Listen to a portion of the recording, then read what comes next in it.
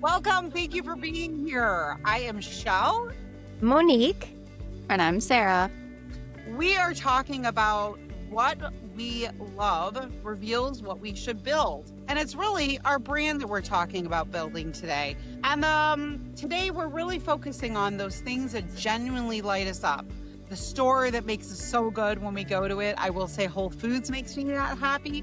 But then there's also the coffee shop that we love or the little cafe that we frequently visit. There's something in those places that brings us to a place of joy, comfort, and we feel ourselves in. It's almost like what my lovely cohort Sara says a lot, sliding into a warm bath. So I think we all can come to a place of really thinking about how we feel in those spaces. The key here is that it's also a place that you can look to bring what you love into your business. Let's just say it's a place of infusion. It's an opportunity of infusion for your brand. So I want to know, my cohorts, what places would you love to infuse or have infused into your business? And what were those elements? Interesting. I have to say, I haven't gone into the store in a really long time. Actually, there are two stores. I don't really shop too much anymore. But when I walked into both of these stores, I was just like a kid in a candy store. One is Free People. And the other one is Anthropology. When I walk in there, there's a warmth that I feel. It's interesting because it's not like cookie cutter stuff. There's different items that you see all over the place, and I'm sure they guide you through their store as they want to. But I feel like a lot of the visuals and what attracts me to go in there are things that I also want to infuse into my own brand. So like, for me, I really want people to feel comfortable when they're talking to me and, that I'm there to support them and I got their back. And I think that is one of the things that I feel when I'm at the store, because I'm not like the fashionista. And I feel like a lot of the things that they have in there are saying, you know what, this is going to look good on you. Yeah, I got you. This is going to look good on you. And being a branding person, that totally makes sense. Yeah. That does make so much sense. Honestly, when this topic was brought to me, Shell really had to explain it to me like I was 5 to like get me to see like how really the way I shop or what I look for has influenced my business or how I show up. And for me as a company, integrity and transparency is so important. And when I thought about the coffee shops I go to, the stores I get my groceries, they have a similar value of we're transparent about our ingredients or where we get stuff from. Or I liked how Monique brought like the warm feeling, like you're welcome, like you're supported, like, hey, we got you. Like you have a question, we have an answer. And that's why I'm drawn to more local coffee shops than say a Dunkin' Donuts or a Starbucks, because I feel more taken care of. They're willing to customize things for me as I do have dietary restrictions. And that's what I also like to do, because I feel like for any of us, the way we work with someone, it's going to be unique to them. Like I don't want to give you a cookie cutter system. And I'm sure they don't want to give you cookie cutter branding or a logo. So the fact that I was subconsciously going to places that have like, let me customize this experience to you. Like you have a dietary restriction, say less. We got you. That's the same feeling I want to give to someone who comes to me of like, hey, your operations suck. Girl, I got you. You don't even have to worry about it. Yeah, and I mentioned Whole Foods. Whole Foods is a place that it's like a sanctuary place for me because it's so colorful, and especially like the produce department. Yes. It inspires my creativity. And that's how I feel with my clients. They are that muse for me, and that's what I feel like when I go in there. And so I want that experience also for clients, that they feel very inspired. They know that we're thinking out of the box. That's what Whole Foods did when they created the grocery stores. They were thinking out of the box. They were not taking that typical grocery formula. They were creating a new way of having a grocery store. Not only having that consciousness, like the eco consciousness, the the ingredients consciousness. They had so many rules to how they formulated things, but all like what their offerings were, but also just in the experience of walking through their store. They wanted it to be feel special and different, like being in a coffee shop. And that's where that's what I wanted to capture with my clients was they knew they were in a place that was trying to go about things differently. Mm.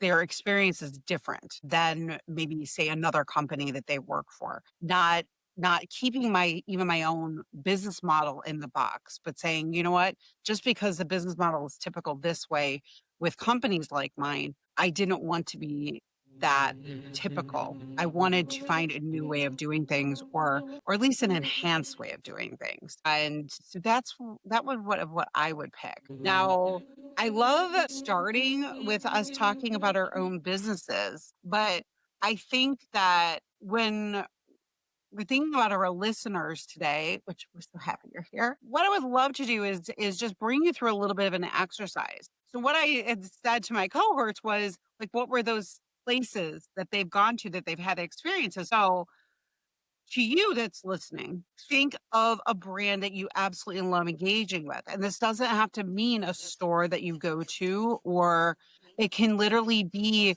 the box experience you get from Goop. It can be just make sure that you do one thing, one rule in this.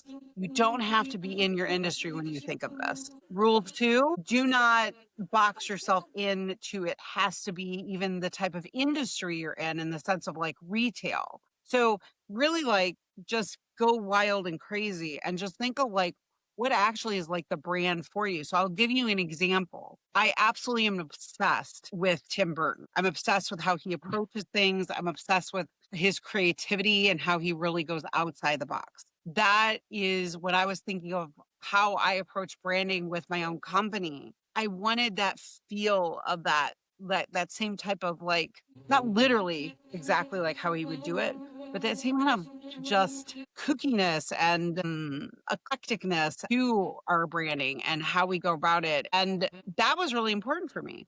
So like I even just took a director and how they approach things and like go, okay, like what would that look like in my business? But we're also not talking about when you think of this store, you think of this product, you think of this musician, whoever inspires you, whatever inspires you, even a book, because Alice in Wonderland is also a big one in our brand. When you think of it, write down the things that are about your experience. Write down the things that are about you as a customer, if it's a company, write all those down and think about how that would look like or what that would look like in your own business, not just in your brand, but in your experience, in your operations, in your marketing. What does that sound like? What does it look like? And is it something that would amplify your company with your target market? So I just kind of wanted to present that exact exercise. Is there anything you ladies want to add to that? Yeah, I feel like at the end of the day, what I'm hearing from you,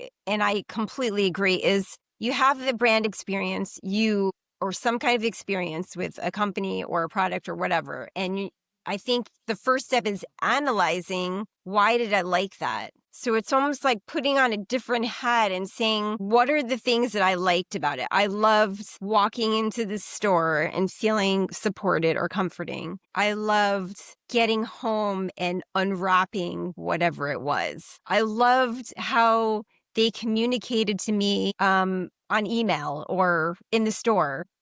I loved the visuals that I saw, when I walked into the store or on their packaging. And so I just think there are like almost like tangible things that we can take a step back and evaluate and honestly like write them in a list. I think you're right on, like write them down, because those are the kinds of things that you can later assess them and pull out the things about your experience that you also want to convey in your own brand. I also feel like this is a good exercise in the sense of if you already don't have your company values, this exercise can help you kind of navigate that. Because I feel like the things you're drawn to, go to their website, dig into their story, you'll kind of be able to point out like their values or like what they do that's important to them, because it might be similar to you. And I also feel to make note of the things you don't love. Because I feel like that can also be really informative because it can also show you too, like where you might have disconnections within your company. Like if something's feeling icky or you're having resistance to it, it's most likely because something's out of alignment. Doing this like almost like bird's eye view, I feel like can help make those things clear. Cause I know for me, and I'm sure for you ladies, we're so in it and so close to what we're doing that we might miss our blind spots. And it isn't until someone calls you out or you're able to step away and see it and be like, oh, that's why I was feeling disconnected. Or like, oh, this light lights me up so much. Like, how can I get more of this? Because I know for me, what I really love the experience of buying something or speaking with customer support, which aligns with what I do, which is operations, because that will often is what will get me to buy is like, how do the customer service people treat me? If I need help, how easy is it for me? Like those are things that are so important. And that's what I also want to be important and ensure what I'm doing for my clients. Oh, The second part of this was the drain list. So, what drains you? Love it that the operations person brought that to the table perfectly in your skill set here. Thank you. So, yes, you want to have your excitement list and your drain list. And think that you covered that perfectly. The other part to this is that dreaded comparison game that we Mm, definitely play as a entrepreneur, especially with our competitors. And what this exercise allows you to do is have a lens that has nothing to do with you comparing to your competitors. If you look at any company that has really come forward with innovation, that innovation did not come from analyzing their competitors. It came from them innovating from their own experiences, their own personal interests that they brought to the table, and then they took nuances from those things. I think of Monique. She is very much an adventurer. She loves hiking. She loves mountain biking. But she's a branding person. But she brings these things into her marketing because those are personal interests of hers. So that's something you're not going to find in our brand. You're going to find rabbits and Alice and, the Red Queen. So, yeah. but those are like the imaginative, imaginary type of interests of mine. Anyway, with that said, though, somebody who is like, say, starting a business that very much wants to grab that type of audience, like they're like, oh yeah, Monique is my gal. Because she gets it. She obviously has that interest in those things. Consider that also integrating these things that are really unique about you Yes. will mhm. also help you stand apart. You not only will innovate with your business, but you'll also stand apart and attract people who have a similar nuance or interest themselves. Like somebody who is really into Alice in Wonderland. I've had many clients who come to me. I love the fact that we have the Alice thing, and they're like, oh, gosh, that story meant so much to me. And that captured them. Mm-hmm. So it ended up being someone who really loved thinking out of the box and wanting to be out of the box. And so consider that this actually can be something that embraces, or I should say, embodies the person you are trying to attract. 100%. I love that so much. And I recently am rebranding myself. But what I really infused into my own brand was these like leaf elements. I'm such an outdoorsy person and nature oriented.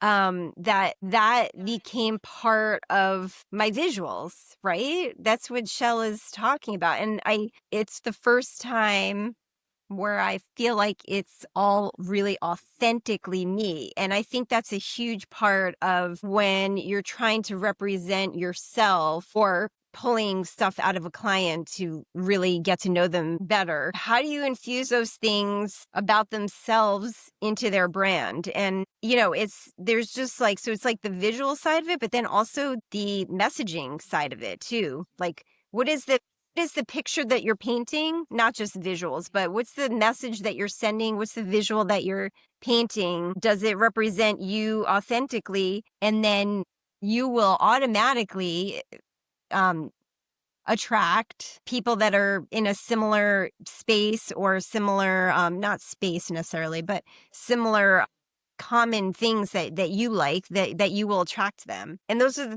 probably the most fun people that you'll work with too. I'm actually happy you guys brought this up because when I split with my business partner earlier this year, I had the chance to rebrand and really make me the forefront. And something that I struggled with was, how do I bring me into this? Like, how do I share everyday experiences like in my marketing? Because yes, I can yap your ear off about systems, go high level, but there's more to me than that. And so I've played around with like, number one, I had to navigate having a hobby. Like, because I was just work all day kind of girl. I had to figure out, what can I do for fun? What can I do that's not related to work, so I'm not burning out all the time? And so for me, it's reading. And the way I've kind of added that more to my brand, like say like on LinkedIn or YouTube, is that I highlight my bookcases, or if there's a quote in a book, I'll talk about it, or I will just take a photo of me with my book and talk about like, hey, I'm actually taking a day off and I'm not feeling guilty about it for once. Or like, I'm still getting opportunities while I'm on vacation. Or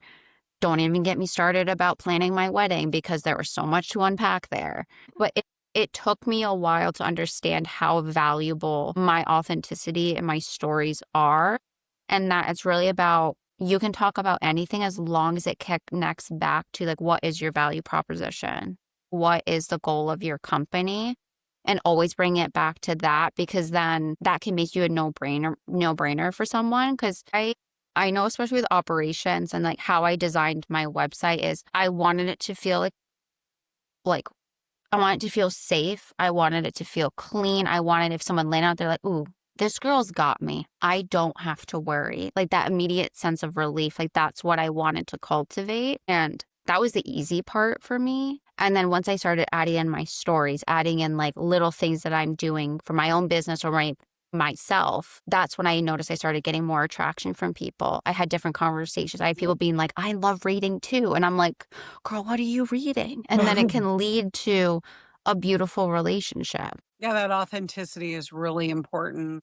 And I will Mm-hmm. say, the other place it's important is the way that you're choosing to market, to have your customer Yes. experience, because I have even my own experience as well as working with people, like people don't like social media. That is it authentic for you to be there? And, Mm, there are people that I have worked with where they have decided that that is not the route. Have they continued to have thriving businesses? Yes. So, yeah, exactly. So it doesn't, and I have to say, I've been in business for 27 years, and it's never been a place we've invested a lot of time in. We've kind of gone more here and there in education more, but they don't, this is the reason to, once again, we get so worried about what our competition is doing, going back to like what I said before, the comparison. We get so focused on what they're doing, and then we need to be there. Oh, they're on X. I need to be there too.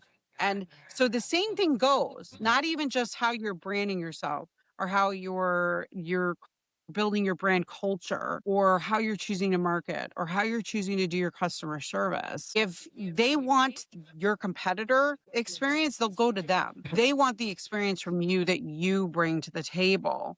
And but that also has to do with how you're choosing to market, and you're going to reach the people you're meant to reach with, that are, because you're in the marketing channels, that are authentically for you, and also mm-hmm. approach them how you authentically want to approach them. Yep. Mm-hmm. And that is the amount of time or the type of content like you're talking about, Sarah. There's no wrong. No. There's no wrong in how to do something. Is bringing it back to your values. If it makes sense with your brand, do it. I had a client meeting this morning, and one thing I loved that he kept doing was, we were working on his website, and he kept going back to, okay, he was figuring out his services and such, kept going back to his brand statement that we created. And I'm Yes, like, good job. love this. Love that. Yes. I think you're doing exactly what you're supposed to be doing. So have that brand statement, have that mission statement, have that vision statement. That will keep you grounded to make sure you don't go Mm-hmm. flying off like a balloon because you get excited. But as long as you're grounded in that and any of the choices you're making, authenticity is what should be your guide. That's your Mm-hmm. foundation. Now Yep. that's the guide with the cute little hat that's walking you through the forest is like your authentic self and I'm letting s- that lead. I'm so glad you Mm-hmm. brought that up because I think it's so important to evaluate your relationships with other brands and then assess about it. What is it that I loved or hated about them that I also want to infuse into mine or not, right?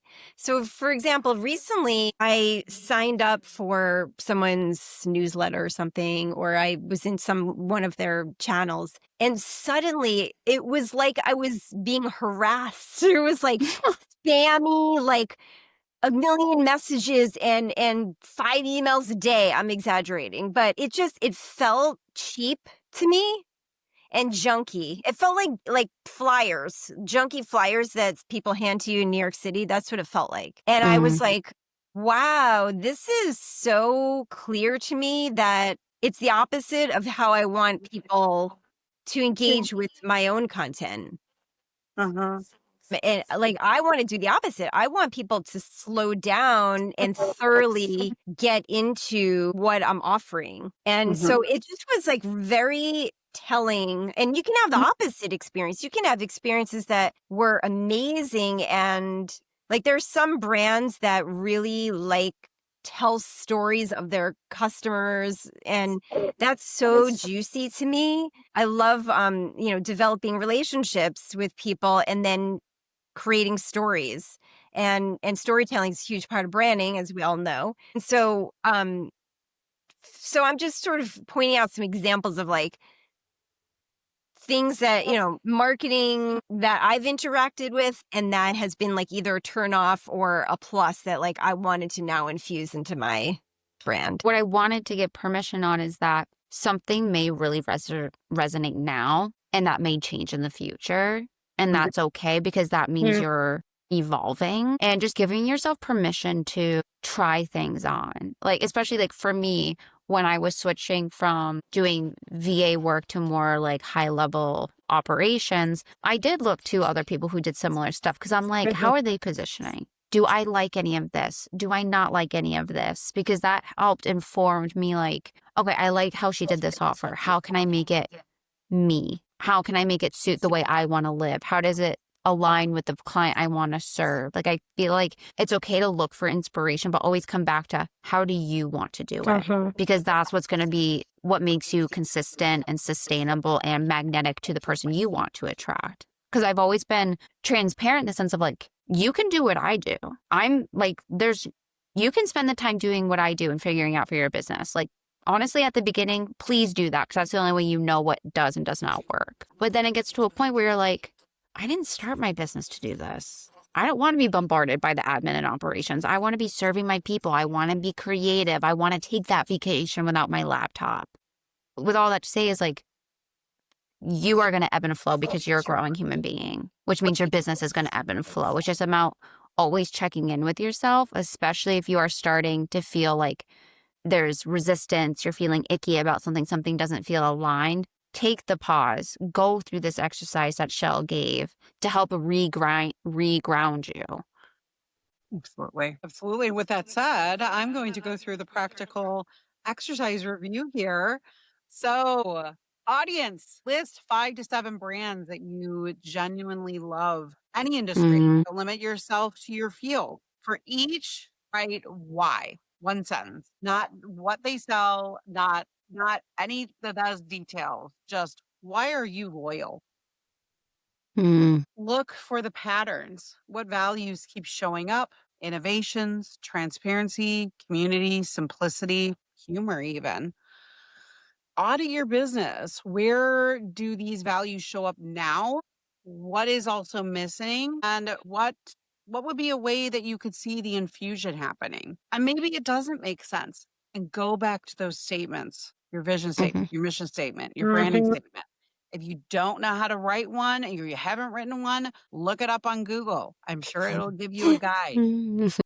And then make one change. Just pick one place to embed or embody that nuance that you want to add and just see where it integrates. Are you adding it to your brand voice, your marketing, your operations? I honestly feel like when you infuse something new, don't just look at it in a silo that, oh, this just goes to my brand. Like, goes to my brand, but how does that show up in my customer service? How does it show up here?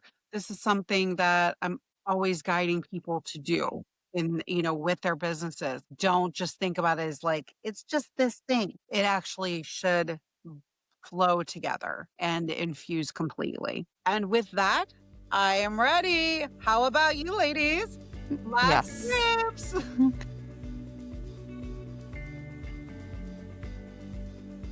So I feel whether you're just starting a business, maybe pivoting, maybe you're feeling a bit disconnected, is to ground yourself back in your values. Go through that exercise to see where do you naturally love going to shop, or the things you like to wear, the people you like to consume, because those are things that can point you in the direction of these are my values. This is what I'm passionate about. This is what I love or don't love doing. Because once you have those values, that statement, that's what's going to ground you no matter what season of business you're in, because it's always going to propel you forward.